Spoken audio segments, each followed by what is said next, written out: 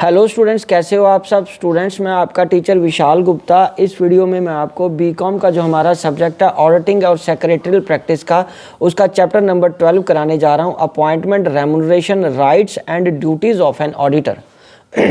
तो चलिए स्टार्ट करते हैं इस वीडियो में। सबसे पहले हम बात करेंगे auditor of a soul trader. Soul trader बच्चों आपको पता ही है कि सोल प्रोप्राइटर फर्म होती है, प्रोप्राइटरशिप फर्म होती है, तो उसमें एक ही मालिक होता है। और उस केस में in the case of sole proprietor the auditor generally act as an accountant. तो ऑडिटर ही एक्ट करता है एक अकाउंटेंट की तरह और वही प्रिपेयर करता है accounts besides checking there accuracy, और उसकी एक्यूरेसी को चेक करने के अलावा, ठीक है, his work and scope will depend upon the accounts और the agreements with his clients.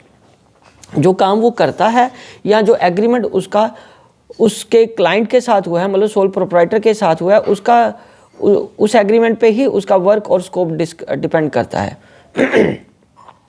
He has a duty to carry out the audit with care and diligence to bring errors to the notice of his client, कि यदि कोई गलती हुई है तो वो अपने क्लाइंट को बताए and advise him on the matters which may enable him to improve the upkeep of accounts in future, और अपने अकाउंट ताकि वो अपने अकाउंट्स को सोल प्रोप्राइटर आगे आने वाले समय में ठीक बना सके। ठीक है बच्चों, चलो अब हम बात करते हैं सोल प्रोप्राइटर का। तो इतना मुश्किल नहीं है काम, वो तो आपको समझ आ गया कि वो एग्रीमेंट पे डिपेंड करता है क्लाइंट के और ऑडिटर के, क्योंकि वो वहाँ अकाउंटेंट का भी काम वही करता है। तो अब बात करेंगे आगे auditor of the partnership firm. Students आपको पता है कि जो पार्टनरशिप फर्म है वो 1932 के अकॉर्डिंगली रजिस्टर्ड होती है और उसको गवर्न करता है पार्टनरशिप एक्ट 1932, पर उसमें कंपलसरी ऑडिट की बात नहीं कही हुई। So scope of auditor, rights and duties of audit defined by the agreement between partners and can be subjected to modification and limitation. तो उसको वो एग्रीमेंट के हिसाब से चेंज कर सकते हैं। ठीक है, मतलब ऑडिटर और क्लाइंट, उनका जो पार्टनरशिप फर्म है उनमें चेंज किया जा सकता है, एग्रीमेंट बनाया जा सकता है। In many cases he might be asked to act as accountant as well, और कई बार उसको अकाउंटेंट का काम भी करना पड़ता है, और क्योंकि उसको वो असाइनमेंट दे दी जाती है कि भाई अकाउंट्स भी आप ही बनाओगे और उसकी एक्यूरेसी के लिए भी आप ही चेक करोगे, ऑडिट आप ही करोगे। So auditor should submit a written report in the end following are additional advantages. उसके क्या एडिशनल एडवांटेजेस रहते हैं बच्चों? It helps in settling accounts in dispute, it helps in raising loans, it helps to assess the tax liability, to ascertain the value of business in case of sale of partnership. ठीक है बच्चों, तो इन cases में भी audit करना ज़रूरी हो जाता है। अब हम आगे बढ़ते हैं, the auditor of a limited company. बच्चों auditor of a limited company की अगर बात करें, द मोस्ट पॉपुलर फॉर्म जो बिजनेस ऑर्गेनाइजेशन की वो नेचुरली कौन सी है? Joint stock company. It is mandatory to conduct audit as per the provisions of the companies act. इसमें मैंडेटरी होता है। और अपॉइंटमेंट इसमें ऑडिटर की कैसे होती है? पहली अपॉइंटमेंट है first auditor of A company other than government company. तो बच्चों इस केस में उसकी अपॉइंटमेंट कैसी होती है? The first auditor of the company other than government shall be appointed by the board of director within 30 days of registration of company, and if the board fails to appoint first auditor it shall inform the members of the company who shall appoint auditor within 90 days। वो 90 दिन के अंदर फिर auditor को appoint करेंगे at extraordinary general body meeting which shall hold office till conclusion of the first AGM, जो कि first annual general body meeting में तक वो फिर वो ऑडिटर रहेंगे। उसके बाद audit appointment of first auditor in case of government company. और गवर्नमेंट कंपनी में कैसे होगा first auditor appoint? It shall be appointed by the comptroller and audit journal within 60 days of the registration of the companies. In case of its failure to appoint first auditor, then board of directors shall appoint the auditor within next 30 days. The company shall inform the members if the board of directors fails to appoint first auditor, who shall appoint the auditor within 60 days at extraordinary general meeting holding office till conclusion of first annual general meeting. और third appointment of subsequent auditor in case of non government company. तो बच्चों उस case में a company shall appoint an individual और a firm as an auditor at the first AGM and such subsequent 6 AGMs, और such auditor shall hold office till conclusion of 6 AGM, मतलब 6 annual general meeting तक वो रहेगा। The manner and the procedure of selection of auditor is prescribed is as prescribe, जैसे कि बताया गया है इस तरीके से किया जाएगा। Such appointment shall be placed before the members at each AGM for ratification. Before such appointment of auditor, a written consent to the appointment and a certificate from him that is in accordance with the condition as may be prescribed shall be obtained from the auditor. The certificate shall indicate that auditor satisfies eligibility and qualification criteria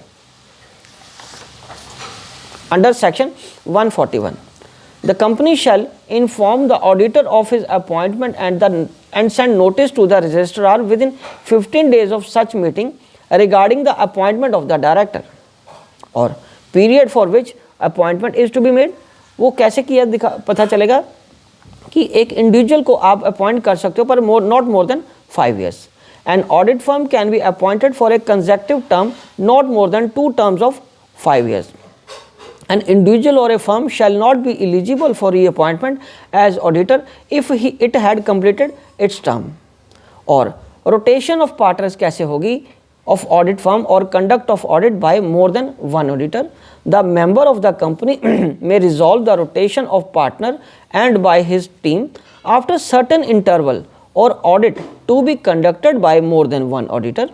The central government may prescribe rules regarding the manner in which companies shall rotate the auditor, कि किस तरीके से वो rotate कर सकते हैं auditors को, वो कंपनीज एक्ट में वो रूल्स लिखे हुए हैं। या यूँ कह लिए कि उस रूल्स के अकॉर्डिंगली ही उनको वो करना पड़ेगा उनकी appointment rotation. Appointment of subsequent auditor in case of government companies. In the case of government company, any other company owned or controlled by the central government or any state government, the Comptroller and Auditor General of India shall appoint an auditor duly qualified under this act within a period of 180 days from the commencement of financial year, who shall hold the office till the conclusion of AGM. और casual vacancy जो auditor की है उसको कैसे दूर किया जा सकता है, कैसे फिल की जा सकती है? The casual vacancy of auditor except in case of government company shall be filled up by board of director within 30 days, but if it arises as a result of resignation of auditor, then till 3 months period is required. Such auditor shall hold office till conclusion of next AGM. In case of government company, the casual vacancy shall be filled up by Comptroller and Auditor General within 30 days, and if he fails to fill the vacancy, ठीक है, अगर company नहीं करती, government company fail हो जाती है उसको 30 दिन के अंदर नया ऑडिटर लाने में, तो फिर कंट्रोलर एंड ऑडिटर जनरल उसको फिल करेगा उस वैकेंसी को। और रीअपॉइंटमेंट कैसे होगी रिटायरिंग पार्टनर की? Such an auditor can be appointed at AGM if he is not disqualified from reappointment, he has not given notice to the company for his unwillingness. Okay बच्चों, चलो अब हम आगे बढ़ते हैं इसके अगले पॉइंट की तरफ कि एक स्पेशल रेजोल्यूशन जो पास किया जाएगा has not been passed at AGM appointing some other person और providing expressly that he shall not be appointed, has been passed.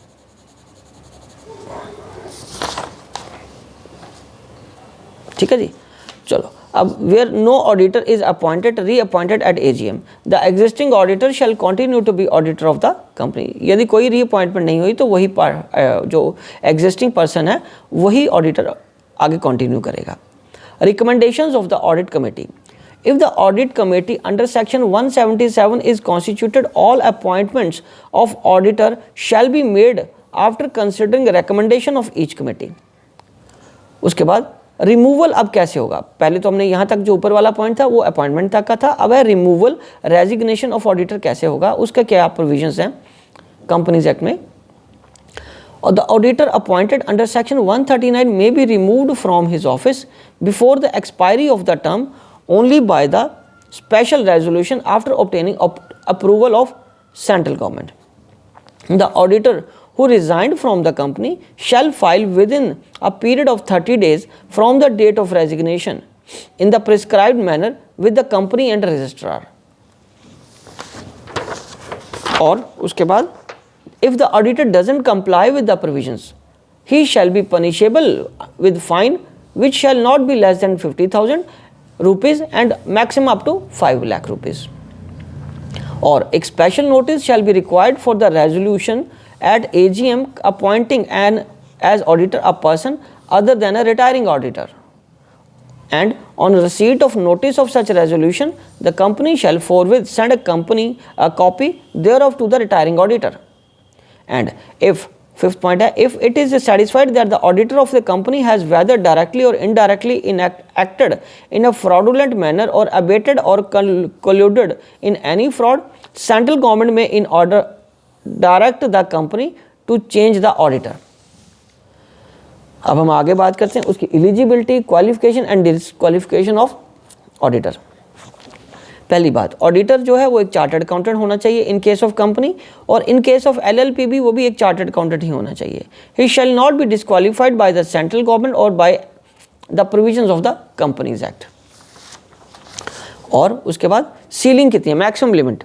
So as per the Company Act, a person shall not hold appointment as auditor of more than 20 companies at a time.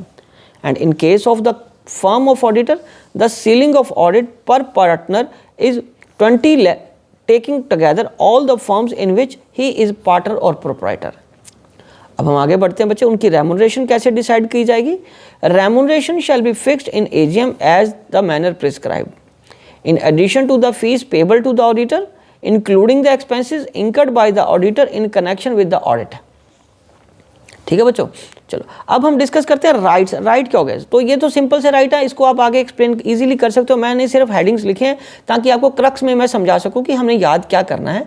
Rights of companies auditor, एक तो right to assess books of accounts, दूसरा right है right to obtain information and explanation, तीसरा right है right to inspect branch accounts, right to receive notice, right to sign audit report. ये सारे उसके rights हैं और ये बहुत इंपॉर्टेंट है और ये बहुत जनरल सी बातें हैं जो आप अच्छे तरीके से लिख सकते हो याद करके।